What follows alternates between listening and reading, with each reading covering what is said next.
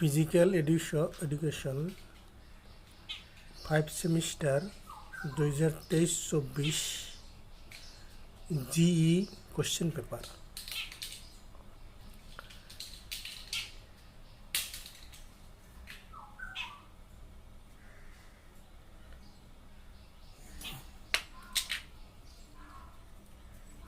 বৃদ্ধি ও বিকাশের সংজ্ঞা লেখো। বৃদ্ধি বিকাশের উপর প্রভাব বিস্তারের উপাদান আলোচনা করো। নেতৃত্ব দান বলতে কি বোঝো? শারীরিক শিক্ষার ক্ষেত্রে একজন আদর্শ নেতার গুণগুলি ব্যাখ্যা করো। সামাজিকরণ কাকে বলে? জাতির সংহতির ক্ষেত্রে শারীরিক শিক্ষা ও খেলাধুলার ভূমিকা আলোচনা করো।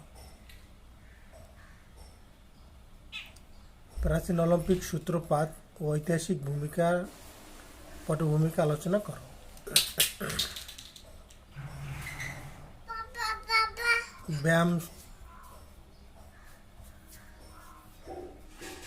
ব্যায়াম শারীরবিদ্যা কাকে বলে? সংবহনতন্ত্রের উপর প্রভাব ব্যাখ্যা করো।